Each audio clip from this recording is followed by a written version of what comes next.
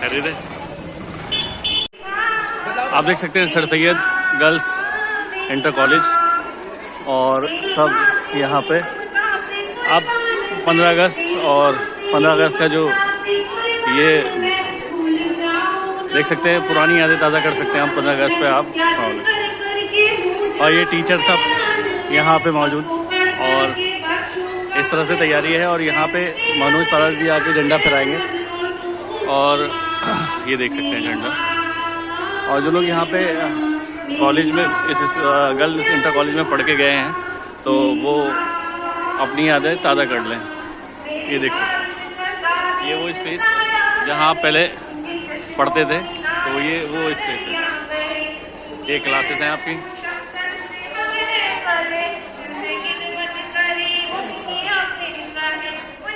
ये शाहिद भाई और आ गए हैं। और ये सब जो यहाँ जो कमेटी से हैं आप देख सकते हैं। अब जो है माननीय विधायक जी का इंतज़ार किया जा रहा है, उसके बाद जो है झंडा फहराया जाएगा। और सभी इकतपुर के वरिष्ठ लोग यहाँ मौजूद हैं जो शामिल हैं यहाँ पे।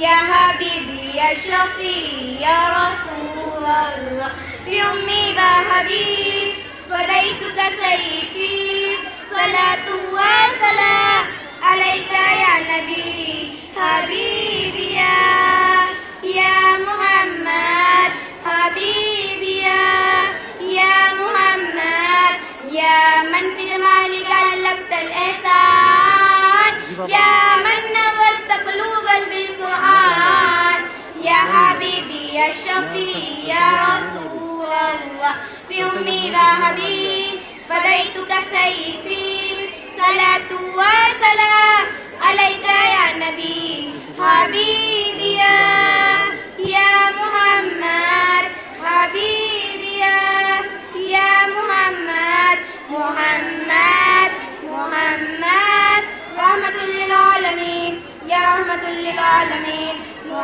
जनाब अब्दुल मन्नान साहब को स्टेज पर आए और हमारे लिए कुछ कहें।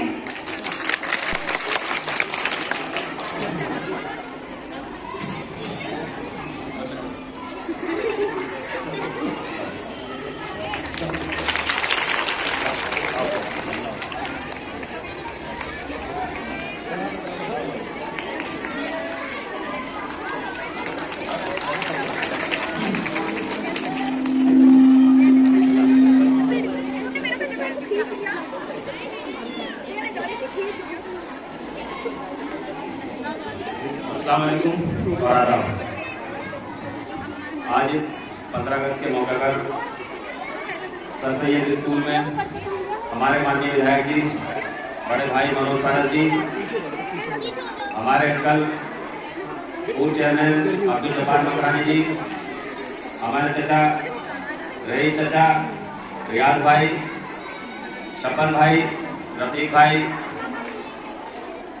कलाम मकरानी साहब, शुएब भाई और नगीने से विधायक जी के साथ आए सभी लोग, और हमारे सभासद कामिल भाई, पूरे भाई, अयूब भाई और इज़्ज़ुर रहमान भाई, डॉक्टर फरज साहब और बड़ी माफी और माजरत के साथ सभी मौजूद हाजिरीन, क्योंकि नाम लूँगा तो बड़ा टाइम लग जाएगा, बच्चे घर में परेशान हो रहे हैं। तो सबसे पहले तो मैं आप सबको मुबारकबाद देना चाहूँगा कि 15 अगस्त हमारे लिए एक त्योहार की तरह हिंदुस्तान वालों के लिए कि आज के दिन हम पूरी तरीके से आज़ाद हुए हैं। और इंशाअल्लाह रहमान अल्लाह से दुआ करूँगा कि आने वाली तमाम ज़िंदगी हमारा देश और हम लोग आज़ादी की सांस लें और आज़ादी की ज़िंदगी जिए। प्यारी बेटियों, ये स्कूल सर सैयद स्कूल लड़कियों का है, गर्ल्स का है। और बेटियों से मैं समझता हूँ हर एक आदमी को प्यार होगा। बेटी चीज़ ही ऐसी होती है कि हर माँ बाप को, हर भाई को, हर कोई भी इंसान हो तो बेटी सबसे ज़्यादा प्यारी थी। खास करके बाप को बेटी से बहुत लाड होता है। मैं भी बेटी वाला हूँ। तो मेरी प्यारी बच्चियों, तुम सब गरीब और मध्य परिवार की, मीडियम परिवार के बच्चे हो। तुम सब जानते हो कि हमारी कौम में अभी भी कहीं ना कहीं शिक्षा की कमी चल रही है, कि हम लोग इस चीज़ में अभी भी पिछड़े हुए हैं कि हम लोग बच्चियों को, बेटियों को पढ़ाने में बहुत हिचकिचाहट करते हैं। और अगर आज के टाइम में हमारे बच्चों को, बेटियों को कोई पढ़ा रहा है तो माँ बाप बड़े खुशनसीब हैं कि अपनी बच्चियों की खिदमत कर रहे हैं, पढ़ा रहे हैं, क्योंकि अल्लाह का वादा है। बेटे एक मिनट जरा ध्यान से सुन लो, सब ध्यान से सुन लो, 2 मिनट बस। अल्लाह ताला का वादा है कि फरिश्तों ने अल्लाह ताला से पूछा कि अल्लाह, जब तुझे अपने बंदे पे सबसे ज्यादा प्यार आता है तो उसके साथ में क्या करता है? तो अल्लाह ताला ने कहा कि मैं उसे एक बेटी से नवाजता हूँ। फरिश्ते ने फिर पूछा कि अल्लाह, तुझे उसमें और ज्यादा प्यार आता है तो तू फिर क्या करता है? अल्लाह ने कहा कि मैं उसे फिर एक बेटी से नवाजता हूँ। फिर फरिश्तों ने पूछा कि अल्लाह, जब तुझे बहुत ही ज्यादा प्यार आता है अपने बंदे पे तो फिर क्या करता है उसके लिए? तो अल्लाह ने कहा कि मैं फिर उसे एक बेटी से नवाजता हूँ।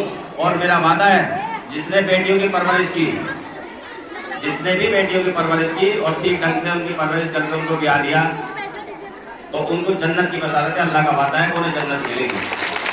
तो तुम इतनी खुशनसीब हो मेरी बेटियों, बच्चियों, मेरी बहनों, अल्लाह ताला ने तुम्हारे नाम पे और तुम्हारे माँ बाप के गुनाह भी माफ करने का वादा कर लिया और तुम्हारे नाम पे जन्नत देने का वादा कर लिया कि जो बेटियों की परवरिश करेगा, तालीम देगा, अच्छे से परवरिश करेगा, उसको जन्नत दे दूंगा नसीब से। तो तुम्हारा इतना अफजल रुतबा है, इतना बड़ा रुतबा है, ये समझ लो आका मोहम्मद सल्लल्लाहु अलैहि वसल्लम को अल्लाह ताला ने बेटे दिए, लेकिन सब दुनिया से रुखसत हो गए। और बेटियों की परवरिश उनसे करा के एक दुनिया को मैसेज दिया, पूरी दुनिया को, पूरे आलम को मैसेज दिया। जो दुनिया इतनी जहालत में थी, जो जिंदा बेटियों को दफना देते थे, अपनी बेटियों का गला घोट के मार देते थे ताकि उन्हें शादी ना करनी पड़े, दामाद ना बनाने पड़े किसी को। तो प्यारे नबी को बेटियां देखे और प्यारे नबी की बेटियों की शादी करा कर और दामाद देके मैसेज दिया है कि बेटी अल्लाह की रहमत है, मेरी बेटियों तुम अल्लाह की रहमत हो। और तुम्हें मेहनत करके खूब दिल लगा के पढ़ना चाहिए, अपने माँ बाप के जो भी ख्वाब हैं उनको पूरा करना चाहिए। और सबसे बड़ी इज्जत ऐसी अनमोल चीज़ है जो अल्लाह ताला ने सबसे बड़ी इज्जत औरत को, बेटी को दी है। तो मेरी बहनों, मेरी बेटियों, सबसे पहले अपने माँ बाप की इज्जत का ख्याल रखना है और एहतराम और अदब के साथ में रहना है। और अपने दीन इस्लाम को, अपने जो भी धर्म की हिंदू बेटी अपने धर्म को मान के अपने परिवार की इज्जत का ख्याल रखते हुए स्कूल कॉलेज आना जाना है और पढ़ना है और आगे बढ़ना है। और किसी से भी घबराने की कोई जरूरत नहीं है। अगर कोई लुट लपाड़ तुमने बोलते हैं तो अल्लाह का शुक्र हमारे तरफ में ये नहीं है मसला, कोई बच्ची को परेशान करता हो, यहाँ कोई बैठा नहीं है। खुले आओ जाओ और अपना दिल से पढ़ो और तरक्की करो। अल्लाह तुम्हारा नेक नसीब करे। मेरी दिल से दुआ है कि हर बहन बेटी को अल्लाह ताला सबका नेक नसीब करे, अच्छी तालीम दे, अच्छी शिक्षा दे, अच्छे औहदे पे, अच्छी पोस्ट पर पहुँचाए और नेक रिश्ते दे। रब्बुल आलमीन को आने वाली सारी जिंदगी की सुकून से गुजरे। इसी के साथ स्टेज पर आए और हमारे लिए कुछ कहें।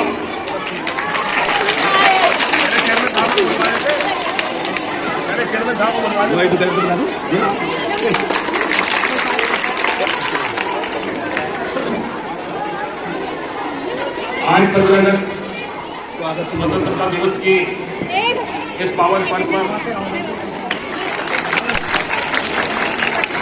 यहाँ पर मौजूद कमेटी के